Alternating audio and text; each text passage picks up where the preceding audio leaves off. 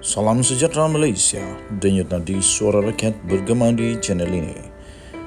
Jangan lupa tekan butang subscribe, like dan share. Malaysia kita punya, cintai Malaysiaku, kita jaga kita.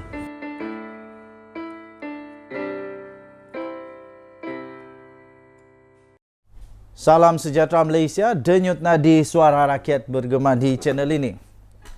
Politik di setiap negara, dimanapun di dunia ini, bergantung kepada kebijaksanaan pemerintah dan pembangkang. Pemerintah yang bijak akan menghasilkan kepimpinan yang baik. Urus takbir yang baik. Dan banyak lagi yang baik-baik. Dan pembangkang yang baik, yang bagus, yang pandai, yang cerdik, yang bijak, yang pakai akai bila jadi membangkang, akan membuat semak imbang terbaik, semak dan imbang terbaik untuk negara berkenaan. Tetapi, kalau pembangkangnya tak berapa nak bijak, yang jadinya kerajaan akan berkuasa sewenang-wenang pula. Tetapi kalau kerajaan bagus, tiba-tiba pembangkang pula tak bagus, dia jadi macam apa? Dia jadi macam pembangkang yang duk membangkang, dia tak tahu apa-apa, kesianlah. Macam burung latok-latok. Burung latok-latok.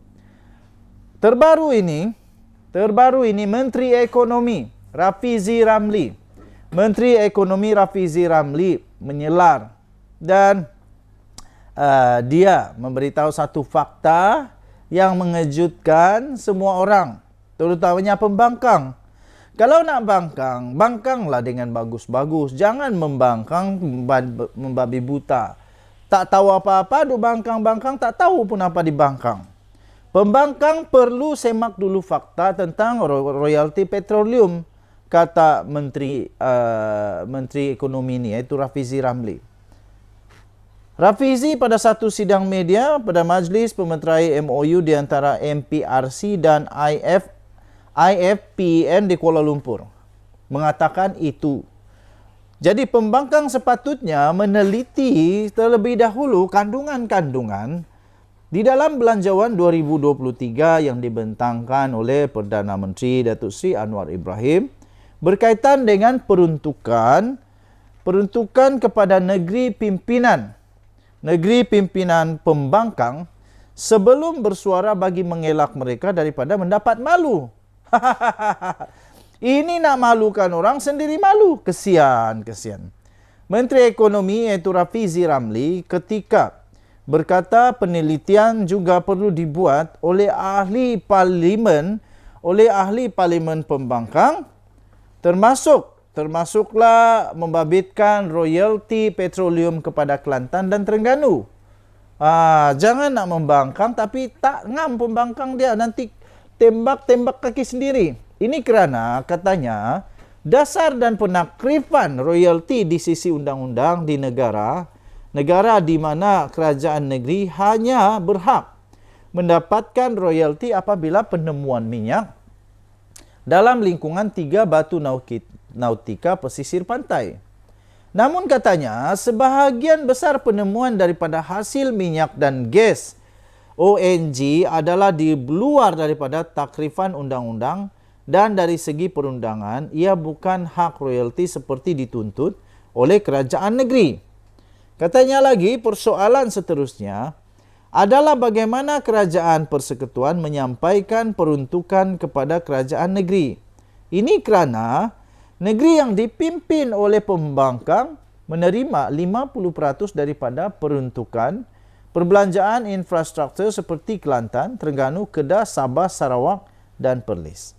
Sebab itu sepatutnya katanya ahli parlimen pembangkang kena teliti dulu sebelum bersuara untuk mengelakkan mendapat malu.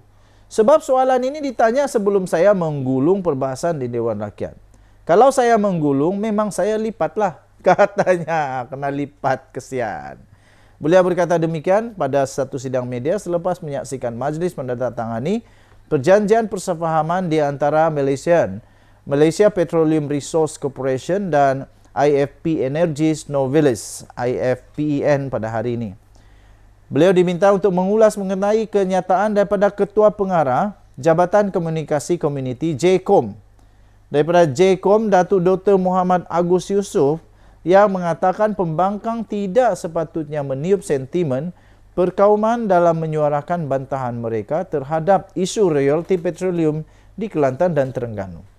Menerusi hantaran di Facebook, Muhammad Agus berkata tindakan ahli parlimen pembangkang itu boleh mengancam keharmonian hubungan kaum sesama rakyat. Katanya dalam kes royalti petroleum, beliau berkata pembangkang boleh menggunakan saluran undang-undang dan lain-lain tindakan diplomasi agar sama-sama dapat mengangkat Malaysia Madani bagi mewujudkan Malaysia yang stabil, makmur dan bahagia. Mengulas lebih lanjut, Rafizi berkata, jika mahu untuk memainkan isu perkauman berkaitan perkara yang membabitkan peruntukan, ia sudah pasti akan menimbulkan polemik kepada negeri seperti di Pantai Barat yang rakyatnya lebih banyak membayar cukai. Beliau berkata ramai di negeri berkenaan berhak menimbulkan persoalan mengapa negeri-negeri yang ditadbir oleh pembangkang boleh menerima peruntukan lebih banyak.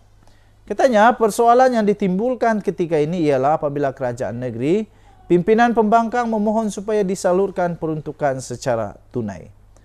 Katanya langkah pemberian secara tunai sebenarnya adalah satu langkah yang kurang bertanggungjawab kerana apabila sudah menerima wang tunai, tiada jaminan sama ada ia akan diterjemahkan dengan projek infrastruktur kepada rakyat. Apa yang berlaku ketika ini adalah peruntukan besar sehingga 50% melebihi semua negeri lain disalurkan dalam bentuk infrastruktur. Tetapi infrastruktur ini perlu dijalan dan dilaksanakan oleh agensi persekutuan kerana mereka ada kepakaran serta kebolehan itu, katanya lagi dalam kenyataan tersebut.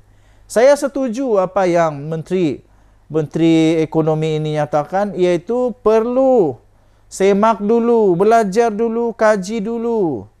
Jangan pula tiba-tiba ada di sebalik, di belakang daripada soalan itu, ada tiba-tiba batu api yang suruh begitu, begini. Lepas tu ahli parlimen ikut je. Tak boleh lah macam tu. Belajar dulu, teliti dulu undang-undang perlembagaan, apa takrifan dan sebagainya. Jangan sampai nak cuba kenakan orang, tiba-tiba terkena diri sendiri. Kesianlah kalau begitu, bikin malu pula. Tapi kalau yang tidak faham, dia tepuk tangan je. Yeay, ahli parlimen kami bijak, berani menyuarakan soalan-soalan yang hebat. Alih-alih soalan itu soalan memalukan sendiri, memalukan parti, memalukan tempat di mana dia dipilih. Aduh, kesian.